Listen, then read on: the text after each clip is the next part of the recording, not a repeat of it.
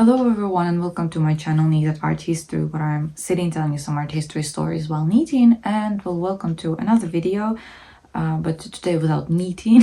I don't have anything to knit. I haven't started any project.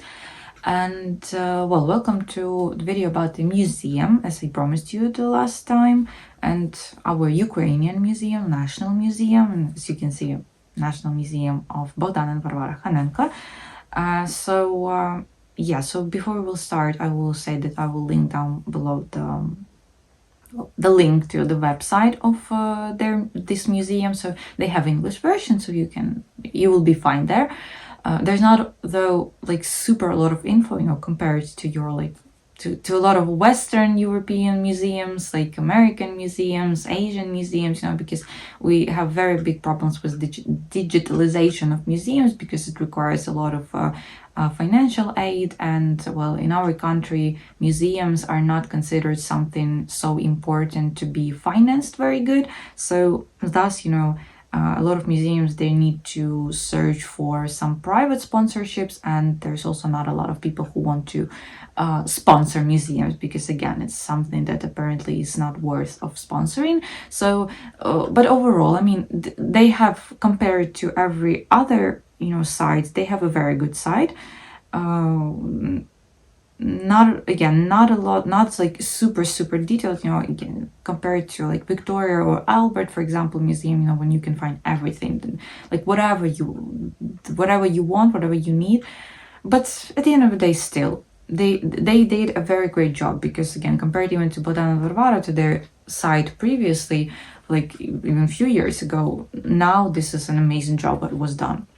So yeah, but this question about financing and everything of museum of culture, it's a very hard topic in our country. And it's I can make literally, it can be the whole video about rambling about that. And yes, and I am, as a part of this cultural world, as we can say, pretty passive though, but still part of it. I am very pretty mad about stuff. So yeah, but we'll not dive into that today here.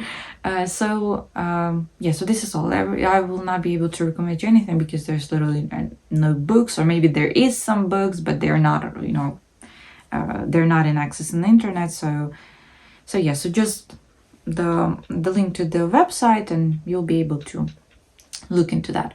But today I'm going to be telling you some history about this museum, how this all started, who are Bogdan and Varvara KHANENKO, because they're also a very important people overall in culture, in history, in like museum making for our country. So without further ado, let's dive into our topic today. National Museum of Bogdan and Varvara KHANENKO. This is one of the biggest museums, one of the most popular museums in Ukraine, and well, in Kiev particularly. For the past years, as I said, they made a very good informational campaign. And because prior to that, I know about this museum starting from, I believe, 7th grade maybe. So, and every year I'm visiting at least every 2-3 months, is because I love the building itself. I'm not maybe so interested in some of the pieces there, because the collection is there, is not changing, to be honest, and not much. They're changing it very rarely. So I know all of these pieces already there, but the building itself, I mean, I will be showing you the pictures of the building, and you will see what I mean. Like, you will fall in love with this house also. So I'm just I like just to walk around there, just sit there, and have my own little fantasies there. But when I found out this, as I said, I think it was really like 7th, 8th grade, so it's almost like a decade ago. They were very close, and like no photos, no videos, like nothing. This is the policy that I really don't understand in the museums, because there's like a lot of museums still like this, that like you can take photos, so you can do this, do that. Like, why?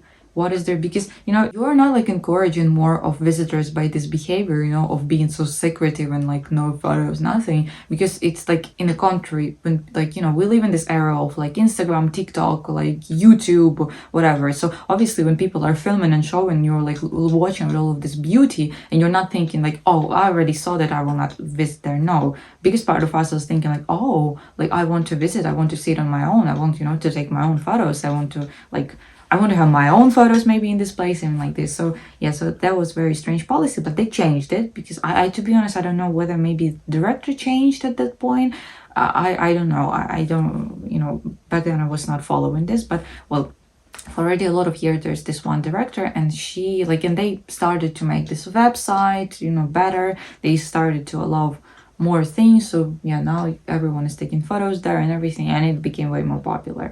So now it's also it's open, but obviously all of the main exposition and like main artifacts, they are in fonts, because well, as it already been like I've been telling you about this already, I think in a few of the videos, that like last year we had like a rocket hit straight in this district, and like two rockets, one of them on a crossroad a little bit further, and one directly like opposite of KHANENKO Museum. So they had like the windows are completely crashed and everything. So yeah, so it's good that all of these pieces were already in fonts. So now there's just the naked walls basically, but they are doing some occasional exhibition there. So technically museum is working, but with just occasional exhibitions. But well, let's dive into our topic today. I'm sorry. So excited about that, because I really love this museum. Like it's very like not even like museum, maybe like the house. I really like this house. So as I said, one of the biggest museums, one of the most important museums, because this is not a museum of our Ukrainian art or anything like this. This is a museum dedicated to Western European art and what is most important, Asian art, Asian Middle Eastern art. Yeah, so it is divided on these two sections. So it's a very big house, as we can say. And the first part is this, like when you're entering into the part of West European art, starting from antiquity. So they have like they were buying some of the Bogdan and Varvara Khanenki back in their times, they were buying some of the like ancient Greek pieces, and ending with like 19th century. And then you are crossing to the Asian part, and like Asia as a whole, right? So again, Middle Eastern, like Indian, and then like Japanese, Chinese art. I'm not sure whether there is something, maybe there are some like little artifacts from like Southeast Asia, but I to be honest, I don't really remember. But overall, this is a big chunk of artifacts, which is also, if I'm not mistaken, this is the biggest collection of Asian art in Ukraine, actually. This is why it's also so important. But we will start from Bogdan and Varvara as people, as two like public figures, two parts, of pretty significant families in Ukrainian culture and just overall Ukrainian politics and everything. So Bogdan Ivanovich, he was born in 1849, and he was born into this family of Khanenko. Khanenko is pretty old Cossacks family. So his grandpa, I believe, one of his ancestors, basically, I don't remember correctly, he was even hetman at some point. Well, for how long I don't know, but maybe not for so long. But he was hetman. It's like basically, for you to understand, it's like a president, and like the ruler of the state. So yeah, and technically, so Khanenko's, their family tree was divided at some point into two branches. So one branch basically died, so there were like this artists, like writers and everything, and the other branch which to which Bogdan Ivanovich belonged, they will survive, and that was the branch that mostly they had their like politicians, diplomats, like law lawyers and everything. So Bogdan was part of this more older branch. And Bogdan Ivanovich himself, he actually graduated from a law school in Moscow, actually, and he was till some point, till 1880s, we'll get in there, he was working as a lawyer. And this is actually in, like, while he was in Moscow, there were a lot of like antiquity shops. So he started to visit these antiquity shops, and this is how his well, interest in collectioning started. About Varvara Khanenko, so she was Varvara Tereshchenko, and Tereshchenkos, there are, this is like a very like massive, we can say, family in Ukraine. They were very rich, like extremely rich, and they were doing a lot of things. And like main thing that they were doing is they had a lot of manufactories, and especially manufactories of sugar, of like this beetroot sugar. I don't know how to call it in English correctly, but this is just the thing. They were enormously rich, and they were a very big part of developing our Ukrainian culture and art. They were sponsoring a lot of artists, a lot of poets, and whatever. They were sponsoring a lot of different institutions. So thanks to their money, they were built a lot of, like, this thing still exists, you know, this like hospitals that they started to found, museums, some, I don't know, universities, like started to like do a lot of things. And well, Varvara was born in 1852, so she was a bit younger than Bogdan. And overall, so Tereshchenkos, they were also part of, well, they started as a Cossack family, but with time they became this, well, nobility, basically, very rich. I will emphasize on this again. And overall, so I'm getting a bit ahead of myself, but I will just say that Khanenkos, they had like few estates in Kiev region here, and also in Podillia. So again, if you are here constantly, I believe you need to know already where Podillia is. So this is like western, like part. So this is few western regions, but obviously I will show you the map still. So yeah, and in these regions they had. Well, Podillia, it's not, if you're new here, it's not like a region now, but it's like historical region. It consists of few administrative regions now. So yeah, so they had a few estates, and these estates became centers of culture, of schooling, of like education overall for everyone, not just kids, but for like craftsmen, like centers of craftsmanships and everything. And they were also building some hospitals in these villages. They were building I don't know what else, like orphanages. Some of the villages, there were even some, they started some amateur theaters. In one of the villages, there were first rural power station in Ukraine ever made, thanks to them. So they, like, you can see very important, very big names, big family, and made a lot of things to develop our country. Yeah, and for Tereshchenkos, you see, it was not anything surprising, because overall everyone if in the family, so there were a few brothers. Varvara's father's name was Mykola, so I'll be mentioning about him in videos. So I'm just telling you. And he had few brothers, so nephews, you know, daughters, grandkids. All of them were interested in art. All of them were collectioning art. So what is this, uncle? Technically, yes. So this is Varvara's uncle. I think it was Fedor, another one. He even opened a first public gallery in Kiev at his time. So you see, was like this was developing this thing also. But about Varvara. So if about Bogdan Ivanovich we have like some information, about Varvara we barely have anything. So we just know that she was homeschooled, and we just know that she really liked art, as I said, as everyone in Tereshchenko family. But overall, it's pretty, you know, and it's pretty strange, because Tereshchenkos, they are a very well-studied family. So we know a lot about them. So it's strange that we have barely any info about Varvara, or maybe like we have, but it's again not in public access. So you cannot really read anything about this. So this is why I'm saying it like that. But even her appearance is kind of under the question, because we don't really have, well, we have 2 photos of her, but they are under very big question, and we have 3 portraits of her. And so the first one is like the most well-known, and it was painted by painter Harlamov.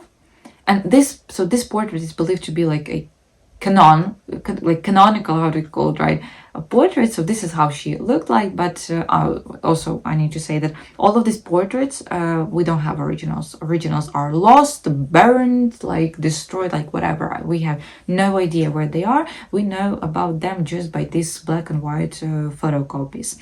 The second one is also believed to be Varvara. Very beautiful. I really like this portrait, and it was painted by Spanish painter Ulpiana Checa. So I mean, we can see some resemblance, I think, in those 2 portraits.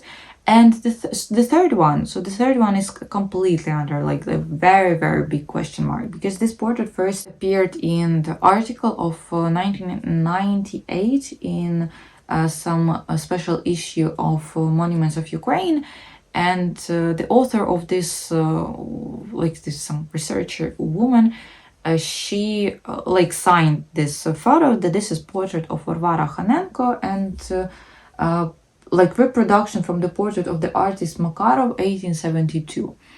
And the thing with this is that it appeared pretty suddenly. So when workers of the museum, they haven't seen that. So now they are still, the KHANENKO researchers, officials, they cannot really deny that this is this portrait. Neither they can confirm that this is really the portrait of Varvara KHANENKO.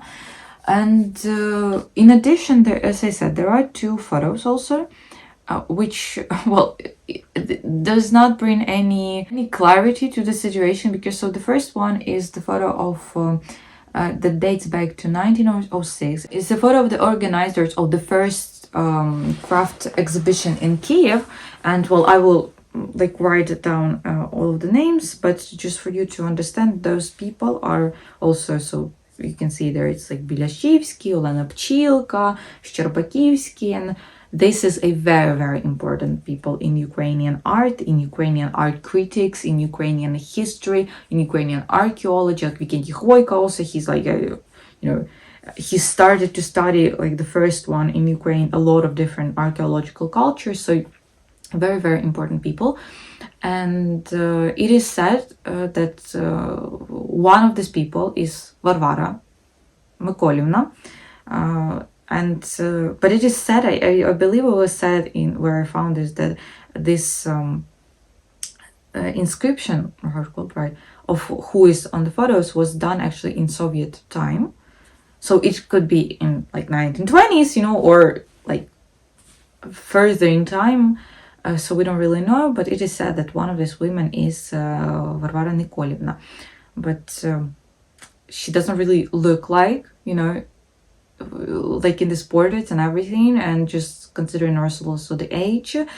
So yeah, the second also photo is her with nephew and nieces, and this photo dates to 1910. So she's around 60 or 60 plus years old at this point. And here she looks more like this woman on the portraits, because obviously in the portraits she was painted when she was younger, but still you can see maybe some kind of resemblance. But overall, as I said, this photo does not bring a lot of clarity. So this is how it is. But this is just some interesting stuff about them, and let's move on to our topic directly. So Bogdan and Varvara, they married pretty early. So they met in St. Petersburg actually, and they were in their early 20s when they married. So Bogdan was 25 and she was 23, I believe. And Varvara was very much enthusiastic starting from the beginning about about the desire of Bohdan Ivanovich to start collect some pieces of art, because as I said, so she's coming from Tereshchenkos. Tereshchenkos are like one of the main families who were supporting and sponsoring art and culture in Ukraine. So she was very fond of this idea, and this is how everything started. So their honeymoon they decided to spend in Italy, and it is believed that here, like there, more precisely in Italy, they actually bought their first piece to their collection. This is the painting which was called "The Girl with a Dead Bird."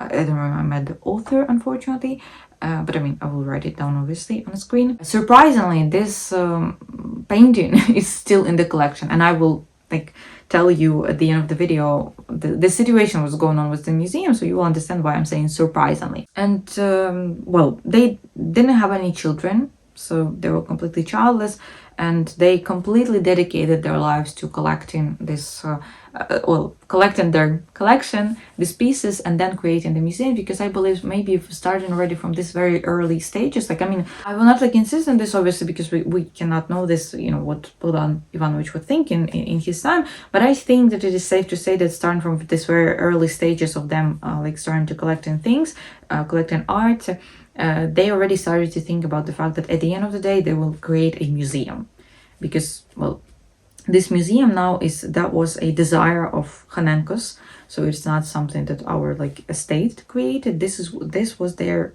like direct desire, that after the deaths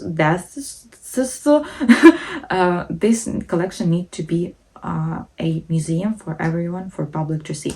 But we'll be talking about this. So in 1876, Bogdan and Varvara Khanenko, they are moving to Warsaw, because Bogdan Ivanovich, he was deployed there to Warsaw District Court, something like that. And here they started, you know, to treat their collecting activities, how to say it right, I don't know, even more serious. So they started to buy a lot of things. They started to travel even more, well, when they could, I believe, and everything. So they were there in Warsaw till 1881. In 1881, Bogdan Ivanovich retired, and they moved back to Kiev. So yeah, and when they were moving back, they had so many stuff at this point already that they needed to use the whole wagon just for their pieces, for this stuff. So they came back to Ukraine. They came back to Kiev, and obviously they needed a house now. So here about the house, it's pretty interesting, because I saw two versions. Like, one of the version is that Varvara's father, Mykola, he bought actually the plot of land where the modern museum is situated, and he started to build a house there, and then he gifted this to Bogdan and Varvara Khanenko. The other version is that he just gave them the plot of land, and Bogdan and Varvara, they themselves started to build this house in 1880s. So it's like 1882 at this point, maybe late 1881. But I don't think it's very, very important, but it started like that. A bit later, Bogdan Ivanovich, he bought actually like another plot near, and he built another house there, and he was renting this house, like the apartments in this house, and he connected these two houses on the second level, so you can go here and there. But in Soviet Union, this passage was destroyed, and like now it's everything, it looks just like one big building now. And so, well, as you can see, I mean, if you are a bit familiar with Italian architecture, you can see that this house is built in this Italian palazzo manner. It is inspired by Italian palazzos, and it was built by architecture Meltzer, and the interiors were made by Marconi. So this was the period of time, so it's like so it's the 1880s, 1890s. This is the period of time in European art overall of historicism and eclecticism. Overall, just for you to understand, if you're not familiar with this, like historicism and eclecticism, this is like kind of similar stuff, but there's main difference is that historicism is that like, for example, someone wanted to build a house in this Gothic style, they were building it from A to Z in Gothic style. Eclecticism, on the other hand, it was also, they were choosing like some style, but they were, a lot of buildings were mixing style. So there were, you could have like some like Gothic like windows, for example, with Romanesque like entries, with inside there could have been some kind of, I don't know, like Asian inspired interiors or something like that, so it was like a mix of different historical and stylistical eras. And well, this is actually the situation in the house also of Bogdana Varvara Khanenko. So to be honest, I don't know how it was in the Asian part back then, but now because it's, it's not really preserved, I believe. But the original house, so this where is the Western collection is, it was, every room in a house was built in different, like this style. So starting from the like Gothic room, then there's like this Renaissance inspired room, there's like this Dutch room, French and everything. So it was like that. On the first level, so when you're entering the museum, you're seeing this amazingly beautiful staircase. All of this is is decorated with paintings of different Italian masters. So there's Canaletti, so like there's a very famous name, there is not so famous names, but at the end of the day, this is a very impressive collection. There are a few of little statues also of pretty well-known artists, like sculptures. But on the first place, like, so when you're getting in, there is like this on your right, before staircases, there is a few rooms. So they're using it mostly, like one of this room that you're directly entering, they're using mostly for different exhibitions. Then there is this a little smaller room. There is a furnace which is decorated with tiles. So these tiles was, if I'm remembering correctly, Varvara actually, she ordered them to Bogdan Ivanovich, and like she presented then him this fireplace. Well, not fireplace, I think it furnace still in this case. It will be correct to use this term. Yeah, and then so in this room it's presented some of the parts of their like antiquity pieces, so like ancient Greek one and also ancient Egyptian one. And there is also two of icons, also old icons there. We will like get on the second floor. So in the second floor, when you're getting on the second floor, and like we're standing like that, so you will have one I'll tell you, door here and one door here. So you need, by exhibition, you need to go straight, like not here. So you're getting straight, and this is where this green cabinet is situated, where is this medieval part, like medieval art room situated. And so again, you come in there, there is some of medieval like porcelain or something like that. And well, by medieval also I'm telling you that medieval is believed to, like chronologically, it was going on to 15th century, in some of the countries even till 16th century. So there is some of porcelain of like 14th, 15th century, of like late medieval period of time. The other style, this room is made in this like pseudo Gothic style with an Italian fireplace of the 15th century. And it was it was purchased from some like Italian dealer, and it is believed to be like that it belonged previously to Dukes of Urbino. Above the fireplace, there's a tent made of this star-shaped tiles.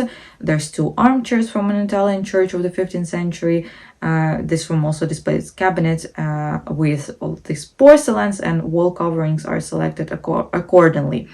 The next room is the red living room, was a kind of a frame for painting of the Renaissance, and also there's like this very, very beautiful wall paintings on the ceiling, and like obviously I'll be showing everything to you. The Delft room, the Delft dining room, so it is it's not preserved, it does not exist now, but that was like imitated a Dutch house of the 17th century with stained glass windows, with Delft faience on the walls, like some high oak panels and etc. The next one, and very impressive also one, it's called Gold Cabinet. It exists now. It's like you see, when you are in, again, we entered the medieval, this room, Green Cabinet, right? And there's this enfilade going on. So the next room is this red living room, and the end is this golden cabinet. And so this golden cabinet, it made up like this Renaissance basically thing, and with this like very interestingly shaped ceiling. So this room is like represents this like, Louis XIV period, so European furniture of 17th century presented here. A lot of gold molding, some marble sculptures, like for example the bust of Marie Antoinette by Boiseau, and Cupid's fighting for the heart by Houdon. I have a video about Odon if you're interested, like not very long. So there's two displays cases with Saxon porcelain, and as a background of this wall there is four very big tapestries that was created in Brussels from Brussels manufactory on the theme of Don Quixote. There is also such thing as Karelian birch cabinet. To be honest, when I was like searching a bit of info to today's video, that was the first time I heard about this, so to be honest, I'm not very even sure whether it exists or not at this point. But well, in this Karelian birch cabinet there was furniture and works of art representative of the era of Russian Empire classicism. The lobby and stairs are in the Renaissance style, and even the small space under the stairs were decorated as a knight's hall. And the second part of this, there's like another little floor, which is like the third floor. So in contrast to the second floor, this part of where the family lived, this this little mezzanine basically, it's it's said that it is more this not so grand. It is decorated very modestly, even aesthetically, as it said, because now there's no you cannot go there. It's closed at this point, so no one, a part of museum workers were there. The private collection of KHANENKO, we have some of archive photos of this place, of their house, and we can see that this it was literally like a museum, and they were literally changing this exhibition from time to time depending on what they were interested in certain periods of time. But I mean, such an amazing house. I cannot even imagine to live in this beauty every day. I this is how I would want my house to look like one day. To be honest, it would be even cool if they still at the end of the day tried to at least some of the rooms, the biggest room, to still recreate how it was back in time, and leave this certain items there. So we would enter there and literally feel ourselves we were transferred back in their times. So I will skip a bit in time and just tell overall that Bogdan at this point, he were already Bogdan and Varvara, they were full-time job basically, collecting, developing art, developing museums, developing culture and everything. And just overall, he was he even took some part of his father-in-law, business of this beet sugar, as I said, and he was helping some of Varvara Mykolivna's brothers also with their business and everything on their manufactories. And on November 26th of 1916, so he created a will, and he made a will, and not long before his death in 1917, then he confirmed his will in presence of two witnesses. In this will, so he instructed Varvara to prepare all of this, at least his part of the collection, and hand over it to a city community. He also thought about financing all of this, and he said that income from the renting apartments that in this nearby building will go to fund this museum. What about just overall the collection, how everything was going on? So they obviously traveled a lot abroad. This was still till revolution, till Soviet Union did not emerged. And this is why we were in European context. You see what is the most important. We were developing bit by bit with Europe, and then Soviet Union started. Thank you very much.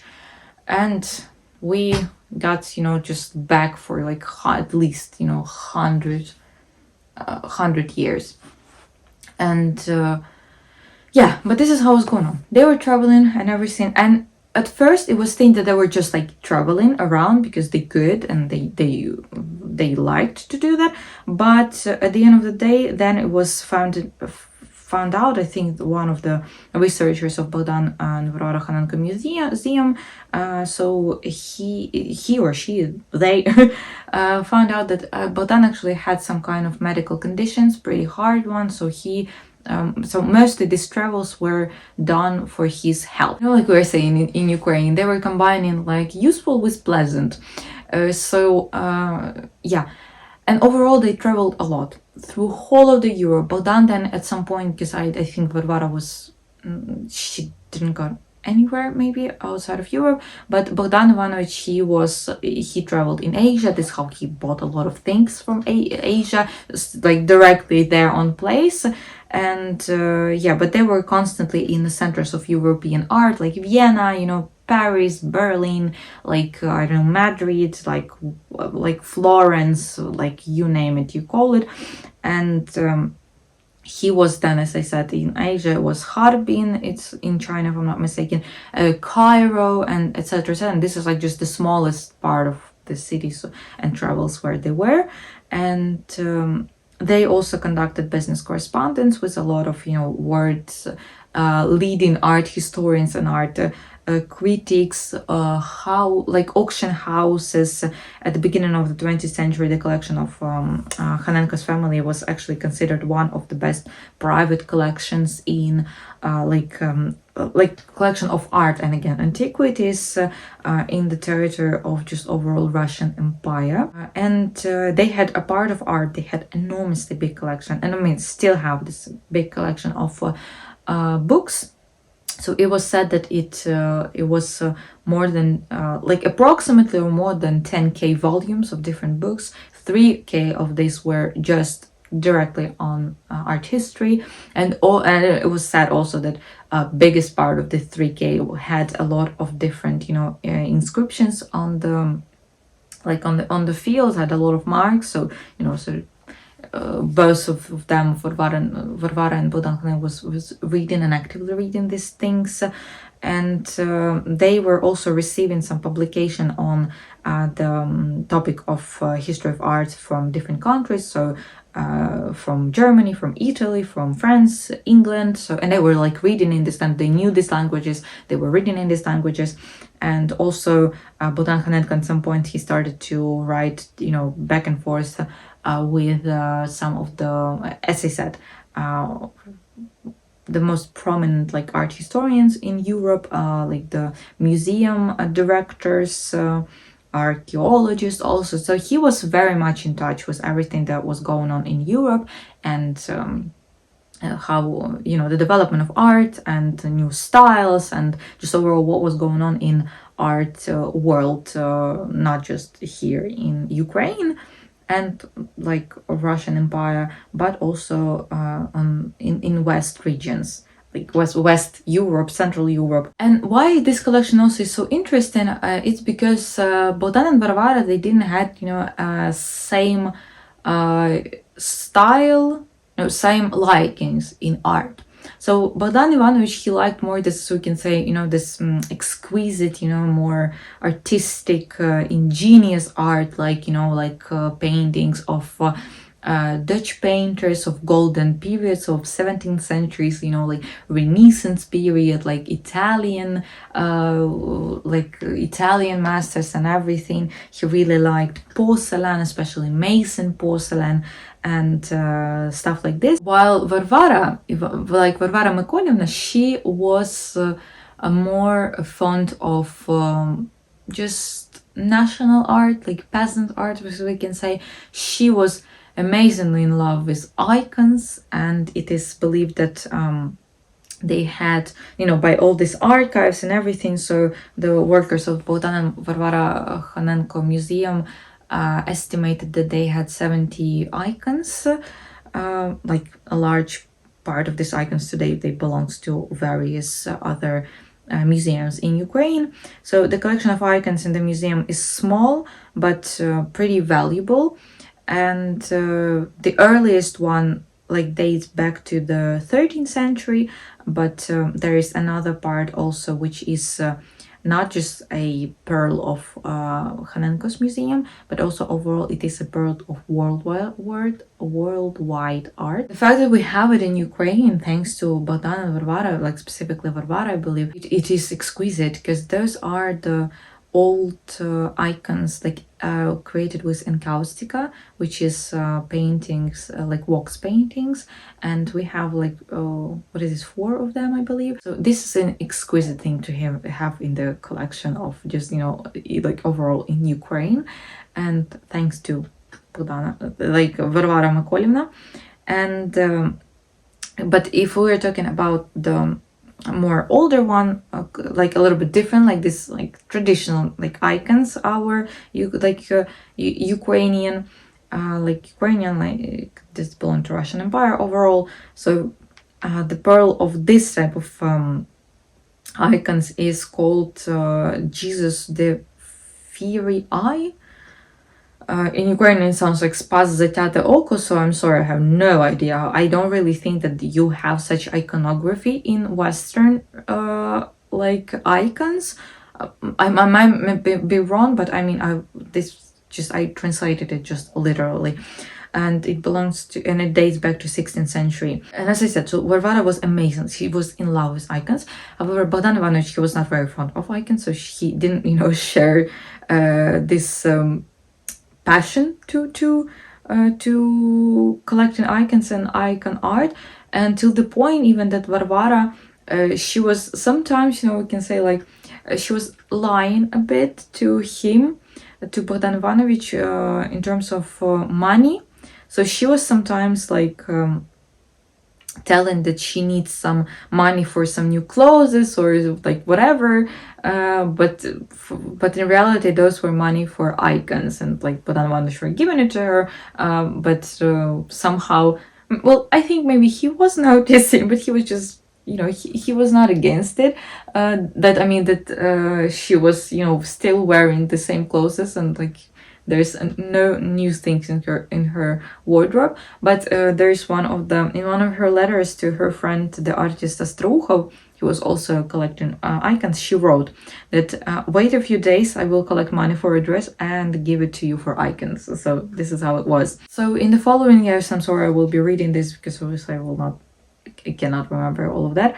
KHANENKO's, they both bought at auctions some different works from the prestigious collections of Count Parr, of Cardinal Fetti, of Prince Borghese, and etc. etc. From the collection of Prince Borghese in particular, they bought the diptych of the Dutch artist Adoration of the Magi. Then also was collection of Abbot Piri. I'm sorry about the stress. Also, they bought some of the works from Dukes de la Verdura and the Camastro, also Consul Weber, in particular portrait of the Infanta Margarita by Velasquez.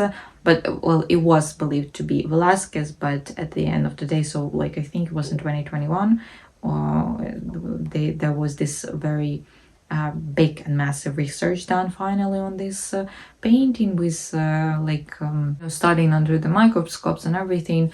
Like a very big expertise were done, and it is now was renamed that this is not Velasquez himself. It belonged to someone from Velasquez school. And Bogdan Ivanovich also, he did not even neglect the possibility of searching for some ancient works in some abandoned monasteries, places overall. So this is also how some part of the collection was done.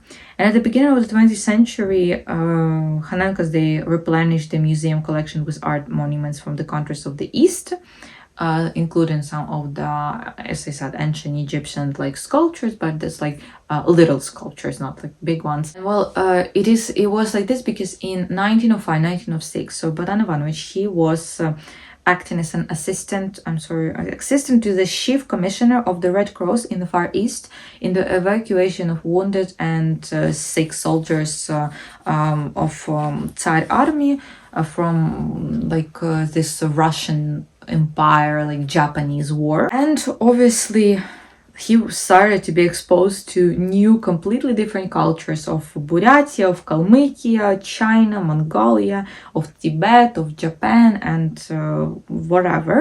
And in Harbin, in 1906, he purchased Chinese statuettes, ritual vessels made of bronze, some Thai terracotta statuettes that dates back, to like 7th, 10th centuries.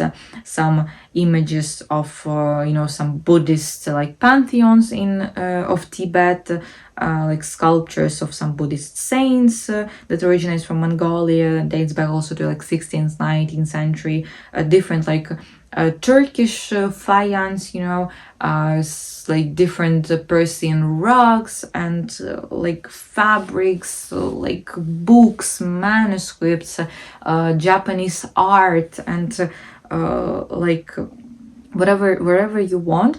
And in 1912, the auction of the Drouot Hotel in Paris, he actually added to, like, Bogdan Ivanovich added to their collection a Japanese collection of about 400 pieces of artistic decorations of samurai swords of the 16th, 17th centuries, and also 200 engravings. And well, these things are presented there in other part, in Asian part, and a lot of very interesting things. So I think I will find some photos that I was making also of different exhibition. So I love this. He bought a lot of different, this like Japanese little sculptures that was from ivory or from bone, and they're like this tiny. There's some little octopuses, some little dogs, some like, I really like those things, the stuff.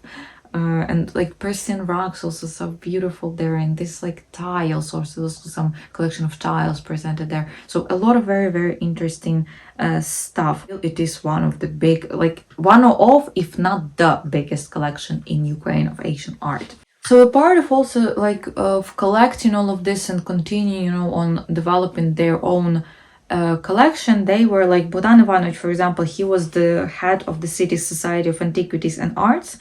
And in 1890s, then he was a part of a very big project of opening the first national museum, first public museum in Kiev, and the museum was founded in 1899. So I mean, the building was built by this time. Everything was like basically done, as we can say, but official opening of the museum was in 1904. So this is the modern museum, like NAMU, English abbreviation, or in Ukrainian NHMU, so Національний художній музей України, or National Art Museum of Ukraine. And well, Bogdan Ivanovich was one of these people who started, who was able to, who was one of the founders of the museum, basically, as we can say. And actually he, so it was Hanen Tereshchenko also were part, our archaeologists, art historians. It was like, again, a lot of big names there.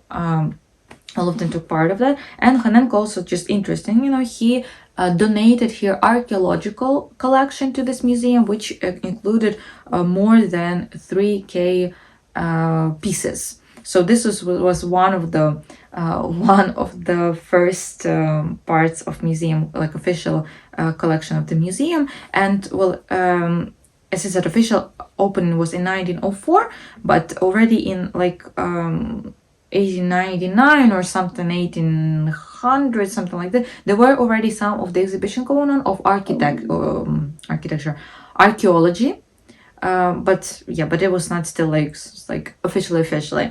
And so you have also one quote from Bogdan Ivanovich about just overall how he saw this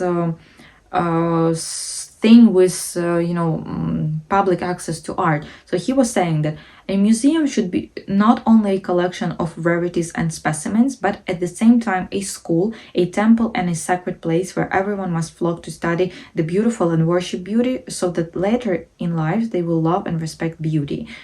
So he said this in 1904 when they were opening this museum. Varvara Mykolina, she was doing a little bit, she was working in a little bit different field. So as I said, she was more into this national crafts, in this peasant crafts, and she was related to popularization of Ukrainian cultural heritage, and she was supporting folk artists mostly. In addition, she collected she also collected some of European ceramics and faience, but mostly it was still like folk Ukrainian thing. She was also part of the development of this like team, as we can say, of rich people who were developing craft movement in Ukraine. So together with Olena Pchilka and the patron princess Natalia Yashvil, or like Knyaginya Natalia Yashvil. And Olena Pchilka, I think I will do some video on her, because she is like not like an artist, but she is also such a big part of Ukraine. Overall, she was a very interesting woman, just overall, very with blood and milk, as we love to say here in Ukraine. And just overall, like, I think it's some Slavic thing.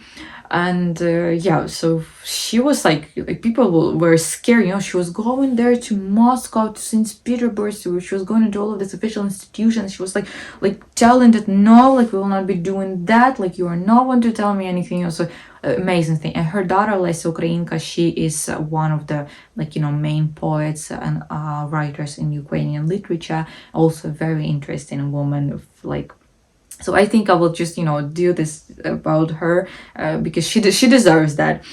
And they were like developing and preserving folk art. And in 1906, an exhibition of handicrafts was organized in the Kiev in one of the museums. Also, like in 1907, they officially made this fund organization. I don't know how to call it right, and they started to like support financially also the craftsmen, people like Ukrainian pottery making, weaving, embroidery, and etc. And even interestingly, that in Moscow and in London at some point, Varvara, she opened actually shops where she was selling this like folk Ukrainian handicrafts.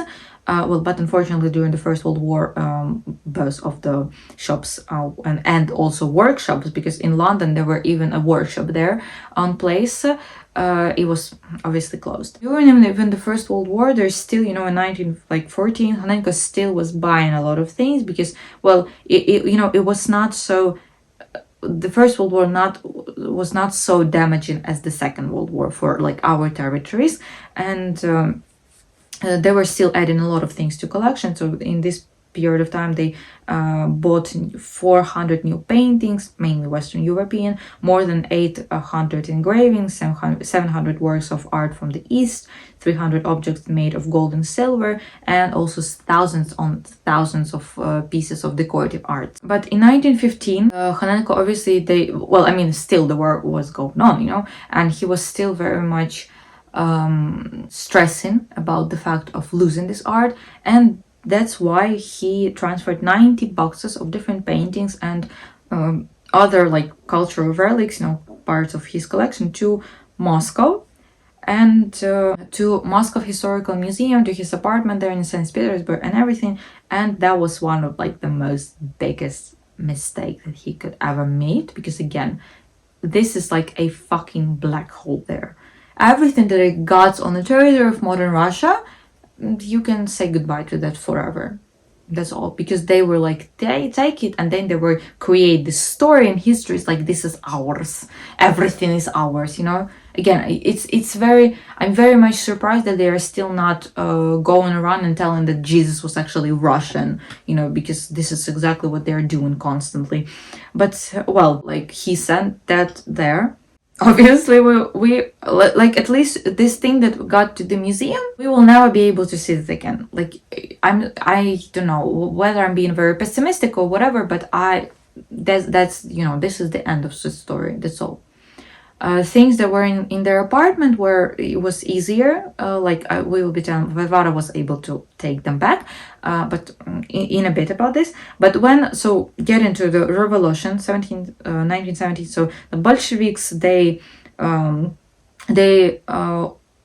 opened these boxes without any permission, and part of the collection was looted. Rest was again distributed among different Russian museums, and about 30 of the best paintings were given to museums in Moscow and some other cities. So here I will be, looking into my little script basically a bit more, because there's a lot of things was going on. So again, we are in May 26, 1917. So this is the day when Bogdan Ivanovich died.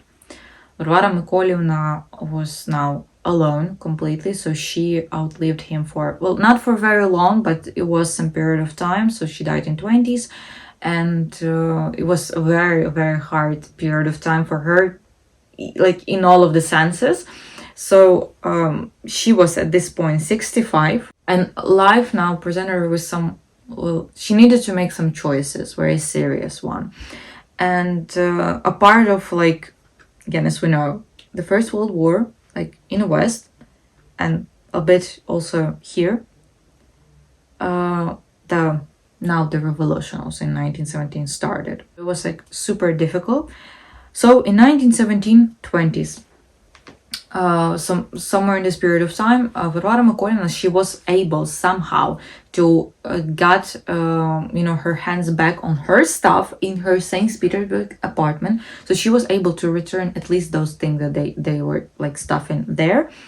And those were such things as very unique works by Bellini, by Perugino, Persian miniatures, work of Chinese art, and etc.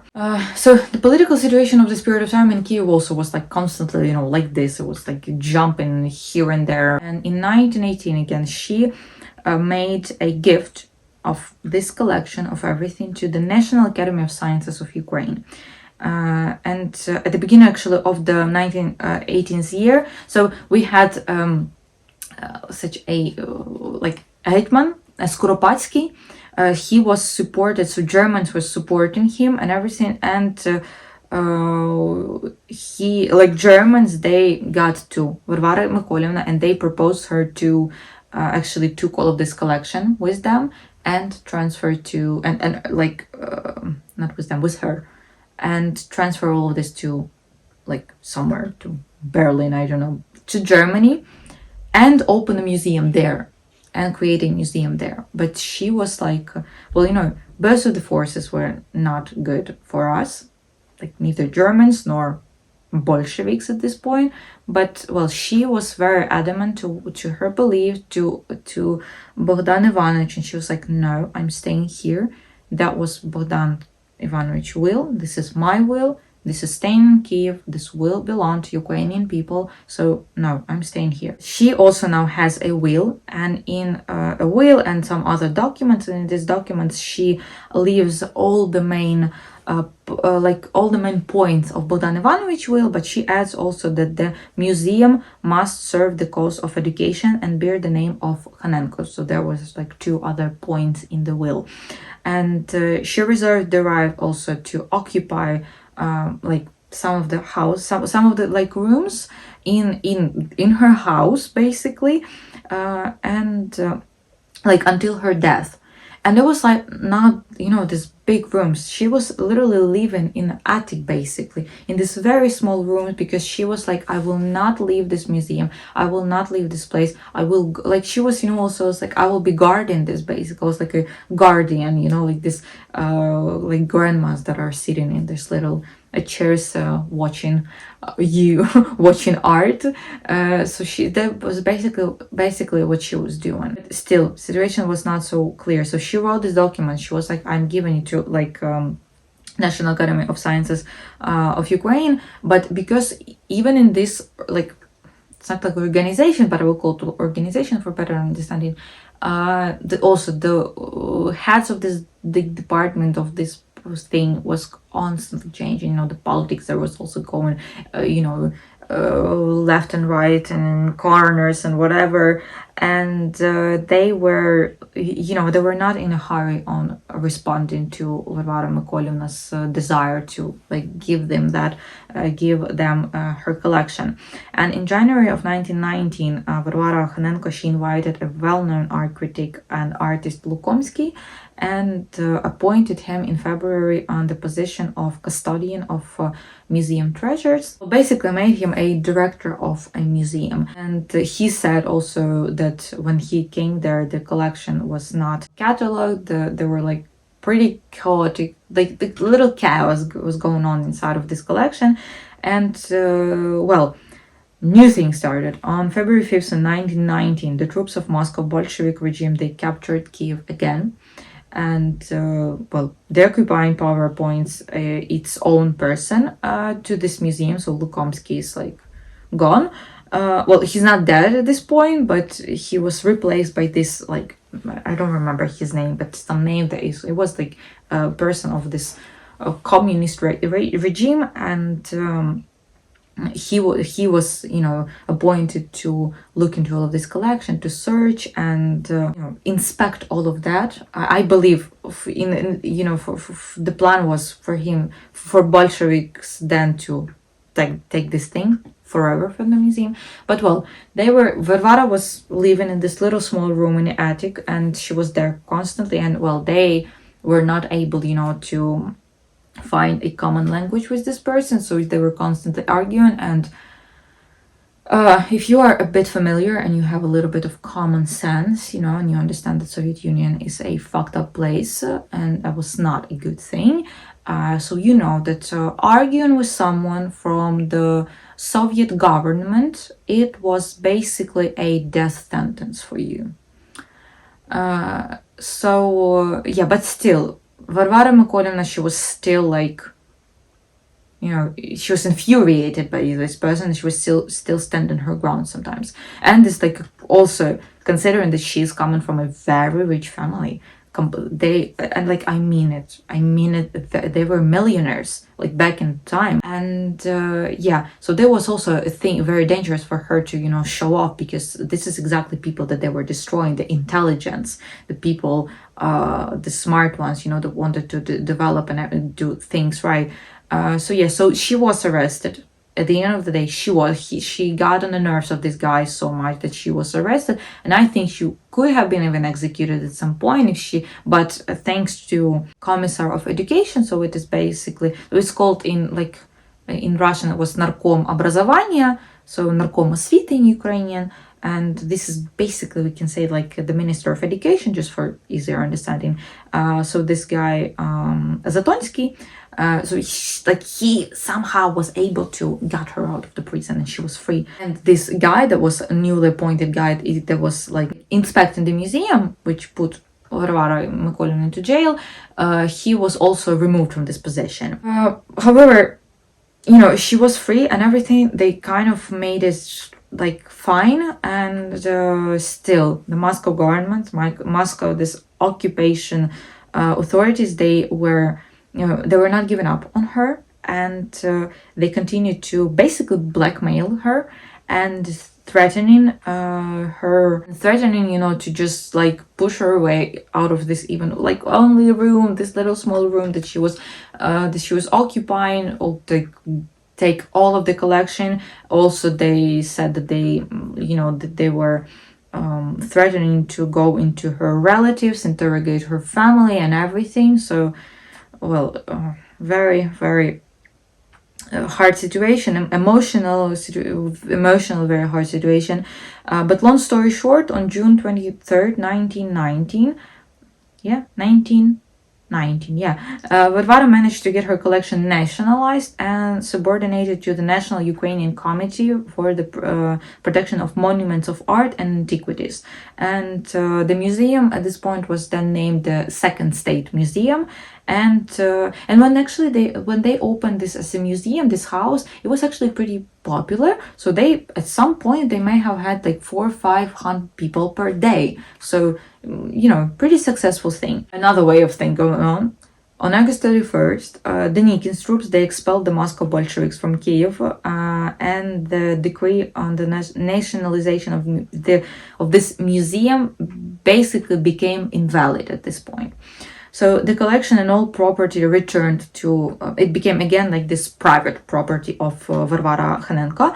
And Lukomsky, so this first like director that Varvara appointed, a lot of her relatives, a lot of her friends, like basically, to be honest, almost everyone, they were able to flee. Yeah, but she stayed. She was very dedicated. I don't know whether it was, well, I mean, for us now, obviously it was an enormously good that she was so stubborn, you know, and she was so like, no, she had a point and she was going there, even considering and how badly she was treated and what danger she was constantly, but still she stayed. And the new government sought to use the museum premises for the needs of its army. They were depriving it of funding, and well, basically they were doing completely the same thing that was the previous Bolshevik government doing. So, you know, everyone was calm and they were trying to destroy this museum. They were trying to destroy Varvara and her collection. But so, you know, there were no good guys either way in this situation. So, as I said, she refused to leave Kiev. She refused to leave her museum, her collection, anything, because that was, you know, she wanted to preserve, like it will be her quote now, the assembly which is the result of the love and work of her husband and her whole life. So then on December 16, 1919, the communist occupation came back again. So Kiev was again under the Russian communist regime. And then the Russian-Polish War of 1920s also stood in the way of the fulfillment of the wills of both of Khanenko's. And only in February 28, 1921, at the joint meeting of the Ukrainian Academy of Sciences, the statute and name Bogdan and Varvara Khanenki Art Museum of the Ukrainian Academy of Sciences were adopted.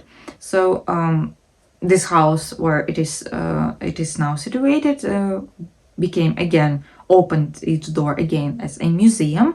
And at the request of Varvara Khanenko, Professor Makarenko, he was entrusted with managing the affairs of the museum until the election of the full-time director. And at this point, so all of the staff, everyone who was managing the museum was just 18 people. However, things again started to get worse and worse. So the communist regime in Ukraine, obviously they did not fulfill there were like this overall 10 clauses in the wills of Khanenko's. And at this point, so Varvara with her sister Olga and their maid Dunyasha, they were evicted from the house completely. So she lived, Varvara Mykolivna lived her last days in complete poverty in a house actually of her maid Dunyasha, and forgotten basically by everyone, as we can say. She was sick, she was, as I said, poor. They were starving at some point also, and well, that's how she died on May 7th of 1922. And her maid was actually the one who buried her, and so she's buried near her husband Bogdan Khanenko on the territory of our, we have here in Kiev, Vidubitsky Monastery. So it's like Vidubitsky Monastery. But the situation with the museum continues. So by the decision of the head of political enlightenment of the People's Commissariat of Education of the USSR that dates back to December 21st, 1923, WUAN, or this like national, science and this like national Ukrainian Academy of Science was forced to remove these surnames, the surnames of the founders from the name. And now, it was like, quote, due to the lack of revolutionary merits of the Khanenkos connected in one way or another with service to proletarian culture. The fact that those people were reviving everything was like one of the main people reviving culture, trying to, preserve everything, like whatever, who cares about this? Proletarian cultures, like, yes. Okay, we will not go into Soviet Union. Like, I think, again, if you are watching me for some time, you know how deeply, like, this is such a heated theme for me. and just seeing all of this, like I can repeat this over and over again, seeing this thing that is some of like Western Europeans, especially Americans, especially young Americans, like teenagers and everything, that like you barely know your own history, you barely know like where America is situated on the map, like US is situated on the map, but you're saying, going on about communists, you're hearing this thing about everyone needs to be equal, but this is not the equality that you're thinking of. I will never ever like shut up about the fact how Soviet Union was just hell on earth, basically. So as I said, now the museum was called Museum of Arts at the Ukrainian Academy of Societies. And 1934, it was renamed Kiev Museum of Western and Eastern Art. And just after the independence in 1999, even like 8 years after the independence, the museum got back its original name, Bogdan and Varvara KHANENKO Art Museum. And in 2011, after like 20 years, it was awarded the status of national. So now it is Національний музей імені Богдана і Варвари Ханенко. About also a bit of like loose, so I told you a bit of them, but a little bit in more detail. So according to art critics, our like researchers, like staff of the museum, like this museum was robbed quite a bit. Many valuable exhibits, including paintings by some prominent European artists, and like decorative art pieces, also very distinctive, and everything. It was removed from the collection in 1920s and 1930s. It was sold abroad to raise funds for industrialization, and this is where I think legs are growing still. Well, at least in our country, that culture, it's something so not important. This like already archetypical, even I think I can use this word, of this Soviet mentality that's artist is something bad, of this bourgeois, and all of this, like intelligence, like what is that? But this is exactly those people who are moving the thing, moving this machine of like good life, basically. And well, still at this point, we have a lot of people, like basically, I think, to be honest, biggest part of Ukrainians are not understanding the need of museums, the needs of art galleries, the needs of funding all of this, the needs of developing all of this, the needs of folk art. Like, again, as I said at the beginning, this is a completely different topic. I can talk about this also forever. As I said, also, as I mentioned, a lot of the works were transferred to Moscow, then to some different museums. Some of them started actually some of museums, and well, a fairly significant part of this collection also became the basis for the creation of new state museums in Ukraine also. So it's not everything was abroad. Then in the early 1930s, like all state institutions, the museum fell under political changes. So like from this like research, like Enlightenment Center, KHANENKO museums turned into place of Soviet propaganda, obviously, like this propaganda machine, and part of the archives was destroyed. Famous banners with inscriptions such as the art of crowned degenerates. This was like the same thing that Hitler was doing with this art of this what it was, exhibition of art of degenerates, or also something like this, right?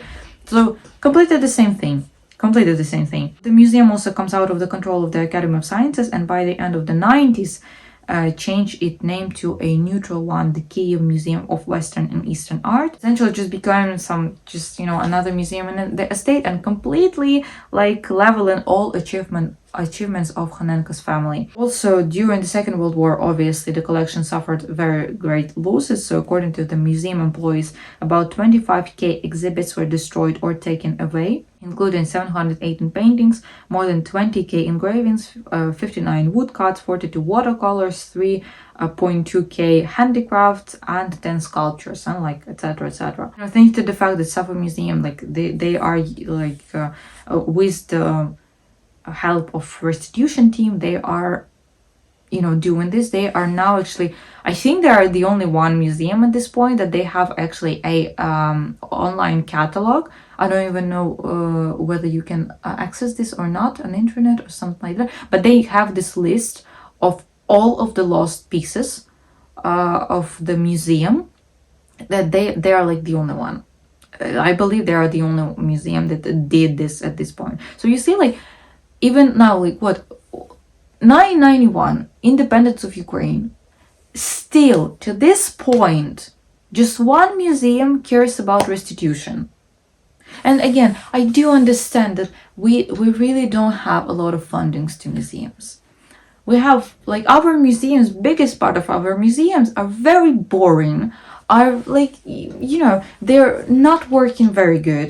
And I think I can say that there's like barely like 5 museums to the whole Ukraine that are interested, that are working normally, that are trying, they're developing. Everything else, it's just, like this still water. And again, I do understand where the problem comes from, but at the end of the day, like, and what? So you're, like, again, whatever. I don't have time for that. So yeah.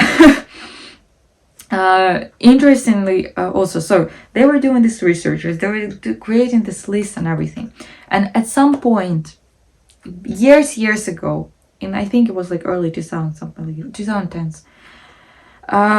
So it's known that some of these pieces of the collections are in Hermitage.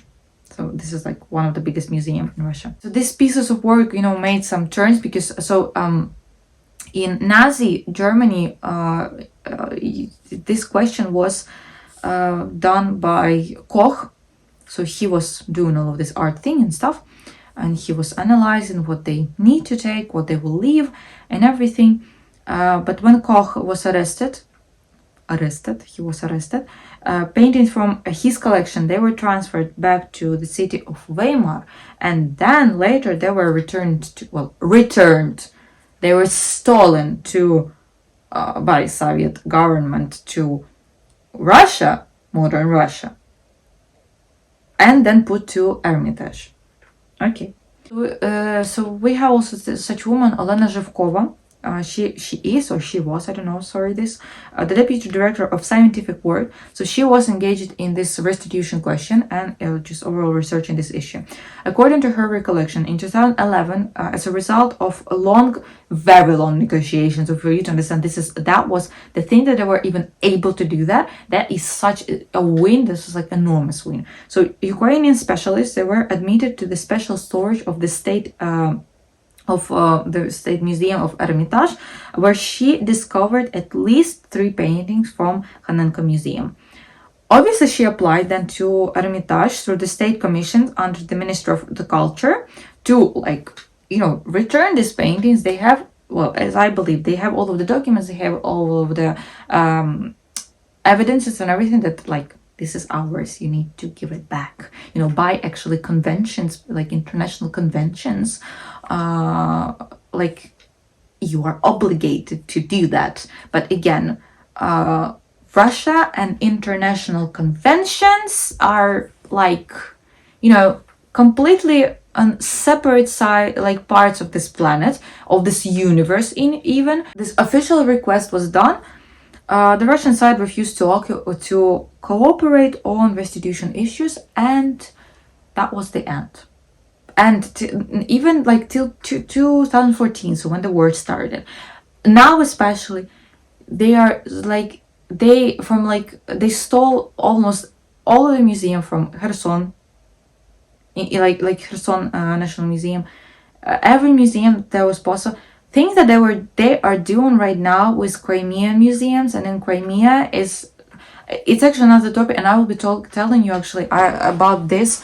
One of the videos, like maybe actually next video, will be about the situation that is going on like right now, at like this moment that we are talking. What they are doing with one of the architectural pieces, the only in the world presentation of palace architecture of Crimean Tatars, and how they're completely destroying this, and we cannot do anything about that, unfortunately. So so as I said, and I believe in this case, I'm not pessimistic, I'm completely realistic. We will never see those things again, never. So the second stage of military looting began in August 1943, when the occupation authorities realized that they would have to leave Kiev. So when the museum of, like this KHANENKO Museum commission was set up, all things were described in details. They were packed, taken through then this by, I mean, the Nazis, not the Soviets. All of this was packed up, then through Kameniec-Podilsky in Khmelnytskyi, Western regions, to where? To Königsberg. From there, it was transferred to the palace of Counts Schwerin-Wildenhof. I'm sorry. So yeah, so this shipment was accompanied by museum employees Polina Kulzhenko. So a lot of things that we know about this thing is just through her testimony. And for a long time, it was believed that all of this collection was burned down, because this place was burned down at some point. This is, I think it's actually this place where this famous, like, Russian, this Янтарная Kimnata, oh my god, it's called like Amber Room. Amber is the,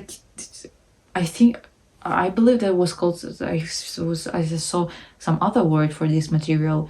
But well, like, Янтарная комната in Russian, Бурштинова кімната in Ukrainian. So yeah, so it is like, it's lost, the original, and it is believed that it was burned down there. And it was believed that all of these things that were from KHANENKO Museum was burned down there either. However, like this myth of this destruction was kind of like debunked, at least partially, because pretty recently, like relatively recently, in 2013, one of the works that like belonged to the, like, that was in the list of the thing that was in this like collection that was then exported to this palace and that like allegedly burned down, was presented at one of the auctions in Amsterdam. So that was the painting Arcadian Landscape by Cornelis van Poelenburg, and thanks to patron support, it was bought and returned to the museum. Also among the recent restitutions of lost values was Pierre Gaudreau's painting The Lovers of the Prodigy. Oh my god, I will just show you this painting if I follow with the name, because I cannot pronounce this word. So this, and just for you to understand, the process of returning this thing took 7 years. During also the Second World War, according to some documents, some unofficial, like not unofficial, unconfirmed data and documents, the Nazi officers club was housed in the museum buildings, and the destruction that the house suffered during the war prompted the museum management to dismantle part of the historical architecture complex of the hall. And this is how, in particular, this like Delft dining room was destroyed. This is what I said, that it does not exist anymore. Then in 1950s, 1960s, some of the items from the KHANENKO Museum were transferred to some regional museums here in Ukraine that were completely destroyed or were destroyed very badly during the Second World War. This is, how some collections started there also. However, at the time also the museum was able to buy some objects, and some objects were transferred to it from other centers or donated by their owners or like whatever. After 1991, so the collection until, as I believe, a modern period of time, the collection is replenished only by gifts, because only by gifts of some objects that are confiscated by customs. The museum itself, they are not buying anything, purely because they don't have any money, they don't have fundings, they just don't have money. And the museum does not yet have a patronage program either that would allow to replenish some of the of its own funds and create appropriate condition for storage also. Bit by bit also museums are starting to have some of the collection of modern art. There's like just some of a little bit of paintings of 20s, like works that were not just paintings, some works that were donated in the 20s and early 21st centuries, but well, there's now no such big names among them, like Malevich, for example, or someone like that. But still, at the end of the day, it's still important, because who knows, maybe some of these like pieces will, like, the master who created this thing, it will blow up once. And I will end also, you know, by getting back to Bogdan and Varvara Khanenko. So as I said, we don't really know a lot about their personal history and everything, but you see, it's happened like this. So Bogdan Ivanovich, he was, I think it's safe to say, he was lucky to die in 1917, and he hadn't saw what his wife has gone through, and just overall what was going on with his beloved collection, just, you know, everything that he created, like, was doing his whole life. So yeah, but overall about them, their history, we don't really know. So I mean, after Varvara Mykolaievna's death in 1922, a week or two later, it turned out that all of the archives has disappeared. So according to the official version, so Maria, who was Varvara's youngest sister, she actually burned down all of the archive because Varvara Mykolaievna, she asked her to do that, which doesn't really make any sense, because the archives, you know, it had all of the information about where all of the pieces were coming from, where they were buying it from, all of the, you know, things, expertises from the, like, best art historians in Europe and everything. So it doesn't make any sense. Why would Varvara Mykolaievna want all of this to be destroyed? At the same time, there is a possibility that it was confiscated just during a search of the estate, and I think this is a more true version, that it was just confiscated, nothing was really burnt. But Varvara Mykolaievna's private letters were preserved, and there's also some interesting things. So I mean, I will show you this photos. So they are pretty peculiar, and because they are, you know, written in this code basically, as you can see. And I don't know whether I was able to decipher it or not. I don't know. But this is not the first thing. When I was preparing this, I could really not remember where I saw someone. I don't even remember what. Some artist also, or some critic, was someone from art world, from Western Europe, Western countries. I saw the same, exactly the same type of writing, you know, this like code basically, but I really cannot remember all of this and where it's come and how, like, I don't remember that. So at this point, it is illegible, but maybe someone actually of them deciphered that. So some of Bogdan Ivanovich letters, there are actually kept in Tretьякова gallery, but the employees of Khanenko museums, they were obviously not able to obtain copies of these documents. And also among the available materials for studying are Bogdan Khanenko's memoirs. This memoir, according to researchers Hanna Rudek, so she's an employee, she's part of the staff of museum, like of Khanenko Museum, she's saying that these things were written by Varvara's hands. Perhaps it was transcribed from drafts or written down from the words of Bogdan Ivanovich himself. Overall, you know, every other like document, surviving document, they say like very little about where and why the couple bought like certain items. This question still requires studies, so still you can continue on this theme still can be developed. This everything, what can I say? So yeah, so this is like the story of this museum. This is how everything was going on. This is how this, oh my god, this one museum, this one house, you know, had like up and downs, but finally now, well, now not, because again it was damaged again by Russians at this point now. And yeah, but well, I really highly suggest you to write it. Like, first of all, highly, I mean, I really hope that after all of this will end, that Kiev at least will be in the list of your travels. And I mean, there is a lot of things you can see here. You will find a lot of things here that will surprise you, and so Khanenko Museums is one of them. And I mean, highly suggest you to, you know, memorize this place and you come and see when all of the exposition will be back, and you will see this beautiful also pieces of art and decorative art.